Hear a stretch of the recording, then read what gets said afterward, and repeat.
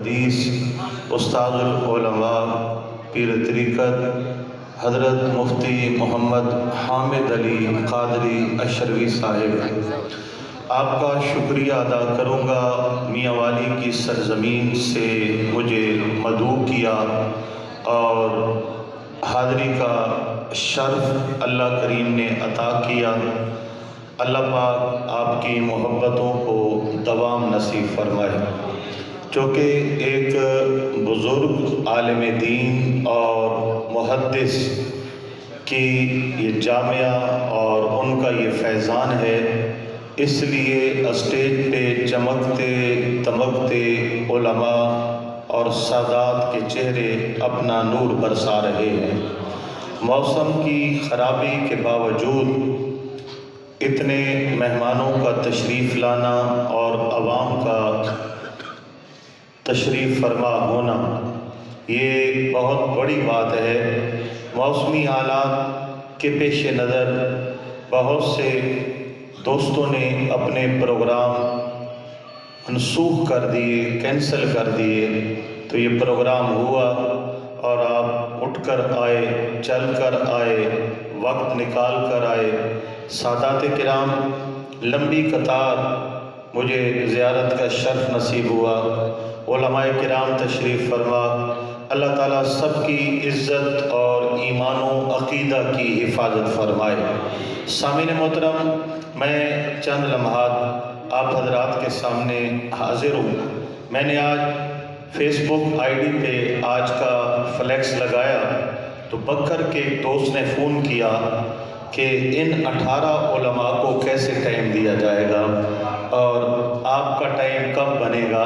میں نے کہا یہ ان کا مسئلہ ہے، آپ کا مسئلہ نہیں ہے۔ تو میں نے کہا ایک بہت بڑی ہستی ہے تو بہت سے شاگردوں کے نام لکھے ہوں گے جو آج ان سے فیضان حاصل کر کے ملک بھر میں قرآن و حدیث کا فیضان عام کر رہے ہیں۔ تو یہاں حاضری بھی بہت بڑی سعادت ہے، نہ کہ یہ کہ مکمل خطاب کیا جائے۔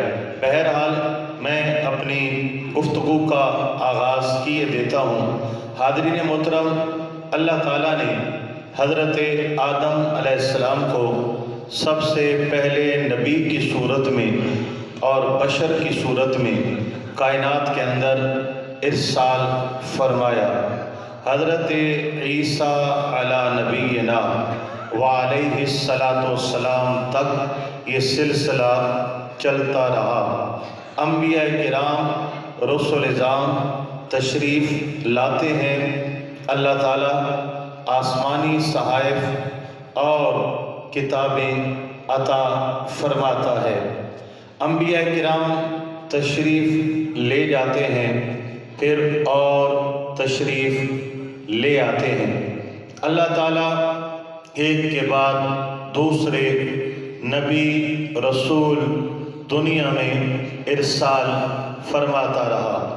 ہوتا کچھ یوں تھا کہ جب پہلے پیغمبر اور رسولوں کی تعلیمات مدہم پڑھنے لگ جاتی تو ان کو پھر سے زندہ کرنے کے لیے اور پیغمبر نبی رسول تشریف لے آتے۔ جب پہلوں کے صحیفے بدلنے لگ جاتے تو اللہ پاک اور صحائف عطا فرما دیتا۔ پہلی کتابوں میں رد و بدل ہوتی، اللہ تعالیٰ اور کتاب عطا فرما دیتا۔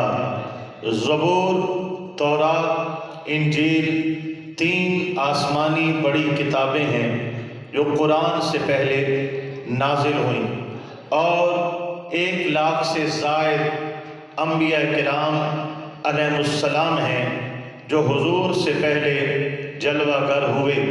حضرت عیسیٰ علیہ السلام پر انجیل کا نزول ہوا اور پھر آپ کے آسمان کی طرف اٹھائے جانے کے بعد ایک سلسلہ زمانہ رہا جس کو زمانہ فترت کے نام سے یاد کیا جاتا ہے۔ نہ کوئی نبی تشریف لائے، نہ کوئی رسول تشریف لائے۔ کم و بیش 5 سے لے کر 600 سال تک یہ خلا ہے جس میں کوئی نبی رسول تشریف نہ لائے۔ میرے آقا مولا نبی کریم علیہ السلام کی جلوہ گری ہوئی حضور علیہ السلام نے اپنی ظاہری عمر پاک 40 سال میں اعلان نبوت کیا۔ پہلی وحی کا نزول ہوا، دھیرے دھیرے قرآن اترتا رہا، حضور تعلیم دیتے رہے، کلمہ پڑھنے والے کلمہ پڑھتے رہے۔ یہ فیض طائف تک پہنچا، حبشہ تک پہنچا، مدینہ تک پہنچا، اور آہستہ آہستہ قرآن تکمیل کی طرف بڑھتا چلا گیا۔ ایک وقت آیا حجۃ الوداع کے موقع پر نبی کریم علیہ السلام نے اعلان کر دیا، آج تمہارے لیے تمہارا دین مکمل ہو چکا ہے۔ قرآن کی 6666 آیات مقدسہ کا نزول ہوا، جو مل کر کے 30 پارے، اور یہ اللہ پاک کی کتاب جو ہمارے سامنے موجود ہے اس نے قرآن کہلایا، اور جو الفاظ حضور پر نازل ہوئے اس نے اللہ کا کلام کہلایا۔ نبی کریم علیہ السلام کو اللہ نے مختلف ہزاروں اور بے شمار اور کثیر اوصاف میں سے ایک وصف تاج دار ختم نبوت کا بھی عطا فرمایا۔ ایک گزارش سن لیجیے کہ جب 2-2.5 گھنٹے خطاب کرنا ہوتا ہے تو پھر جہاں سے میں اب یہ الفاظ اخذ کر رہا ہوں، ماخذ بھی بیان ہوتا ہے، وہ آیت بھی بیان ہوتی ہے، حدیث بھی بیان ہوتی ہے، روایت بھی بیان ہوتی ہے۔ جب بات مختصر ہوتی ہے تو پھر ماخذ کی طرف نہیں جاتے، الفاظ جو بیان ہو رہے ہیں یہ قرآن اور حدیث کا خلاصہ، اور وہاں سے جو کچھ اخذ ہے وہ آپ کے سامنے پیش کیا جا رہا ہے۔ آپ کا کام کیا ہے؟ سنیں، سمجھیں، لیکن سبحان اللہ اونچا بولیں، سبحان اللہ اونچا بولیں۔ اور قصور شہر میں ویسے تو آنا جانا رہا، لیکن اس حوالے سے آج پہلی حاضری ہے، تو جب میاں والی پہنچوں گا تو لوگ پوچھیں گے قصور والوں نے کوئی قصور تو نہیں کیا، تو میں کہوں گا یہ بے قصورے ہیں، ان کو ایویں قصور والا کہا جاتا ہے۔ یہ محبت دینے والے ہیں، یہ عقیدت دینے والے ہیں، اور اس دھرتی کے ذرے ذرے میں حضرت بابا بلّہ شاہ کا مجھے فیضان نظر آیا ہے۔ ذرا بولیے نا سبحان اللہ، تو سبحان اللہ کی داد دیں تاکہ جو ہے میرا دل مطمئن ہو۔ آپ سنتے ہیں، سمجھتے ہیں، اور کھلے دل سے سبحان اللہ کی داد دیتے ہیں۔ ماشاء اللہ، نعرہ تکبیر، نعرہ رسالت، سارے ملک پہ بول کر مل کے وہ تاجدار ختم نبوت، تاجدار ختم نبوت، آسد علی قبلہ شیخ الحدیث۔ جناب والا اگلی گزارش سنیے، حضور کو تاجدار ختم نبوت کا وصف اللہ کریم نے عطا فرمایا۔ آپ میری بات سمجھ رہے ہیں؟ کوئی جملہ ضیاء وقت کے لیے نہیں ہوگا یا وقت گزارنے کے لیے نہیں ہوگا، ہر تمہید کا بھی کوئی مقصد ہے اور اگلی باتوں کا بھی کوئی مقصد ہوگا۔ اب جناب والا آقا پاک علیہ السلام تاجدار ختم نبوت ہیں۔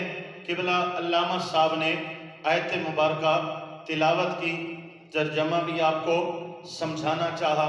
حضرت زید بن حارثہ، حضرت زید بن حارثہ رضی اللہ تعالی عنہ کا واقعہ بھی بیان کیا کہ انہوں نے عرض کیا، یا رسول اللہ، مجھے ماں باپ کے پاس جانا پسند نہیں ہے، مجھے آپ کے قدموں میں جینا مرنا پسند ہے۔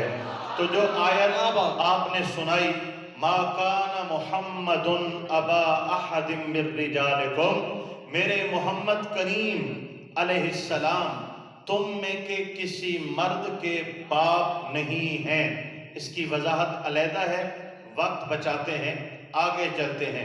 ولیکن رسول اللہ، یہ تو اللہ کے رسول ہیں، وخاتم النبیین، اور دنیا میں تشریف لانے والے آخری نبی ہیں۔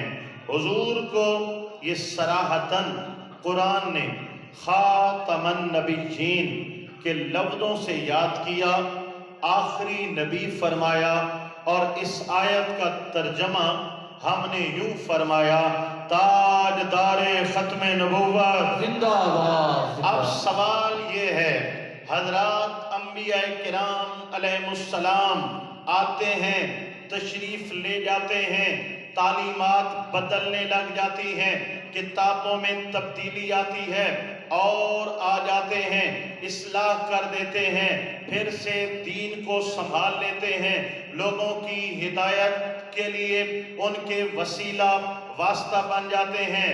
اگر حضور آخری نبی ہیں اور واقعی حق ہے، سچ ہے، حضور آخری نبی ہیں، تو آقا پاک کے تشریف لے جانے کے بعد اگر قرآن کو بدل دیا گیا، تبدیلی کر دی گئی، کچھ ڈال دیا گیا، کچھ نکال دیا گیا، رد و بدل کر دیا گیا، تو جناب پھر نئے نبی کی ضرورت پڑے گی، جو پھر آئے اور کوئی کتاب لائے اور قوم کی ہدایت کے اسباب فرمائے۔ لہذا حضور کی ختم نبوت پر پہرا قائم رکھنے کے لیے اللہ کریم نے فرمایا، اِنَّا نَحْنُ نَزَّلْنَا الذِّكْرَ اِنَّا نَحْنُ نَزَّلْنَا الذِّكْرَ، لوگو قرآن نازل کرنے والے بھی ہم ہیں، وَإِنَّا لَهُ لَحَافِظُونَ، قیامت تک قرآن کی حفاظت کرنے والے بھی ہم خود ہیں۔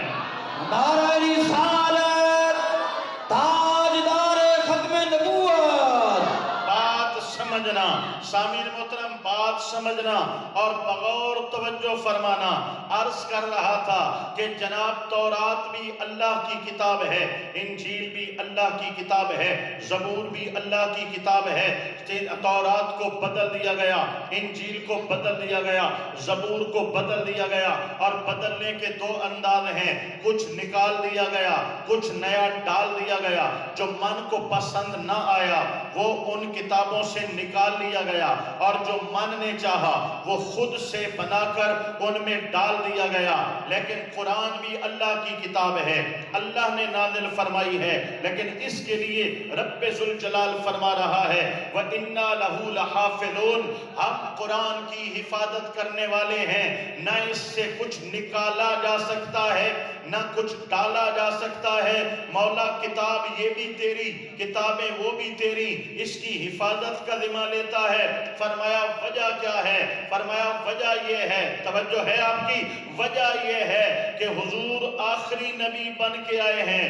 اگر قرآن کو بدل دیا جائے تو کہنے والا کہے گا آپ یہ کتاب کتاب نہ رہی، نئے نبی کی ضرورت ہے، نئے رسول کی ضرورت ہے، لہذا نیا رسول آئے گا تو نئی کتاب کا نزول ہوگا۔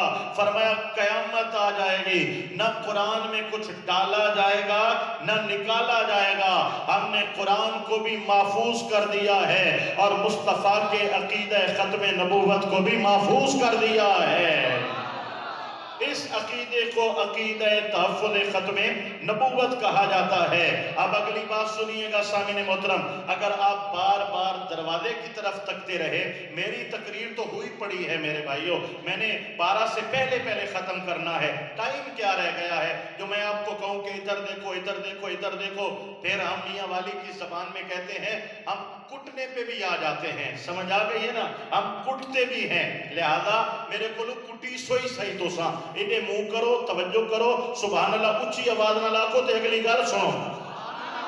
اللہ اکبر، حضور آخری نبی ہیں، اس لیے فرمایا وَإِنَّا لَهُ لَحَافِظُونَ، قرآن آخری کتاب، حضور آخری نبی، نہ قیامت تک قرآن کو بدلا جائے گا، نہ قیامت تک کوئی نیا نبی دنیا میں آئے گا۔ اب یہ اللہ کی آخری کتاب قرآن ہے اور اللہ کے آخری نبی حضرت محمد مصطفیٰ صلی اللہ علیہ وآلہ وسلم ہیں۔ اب اگلی بات سنیے گا، اس عقیدے کی اہمیت کیا ہے، اس عقیدے کی اہمیت کیا ہے، نہیں انہیں نہیں دیکھنا، انہیں دیکھنا ہے، اس عقیدے کی اہمیت کیا ہے۔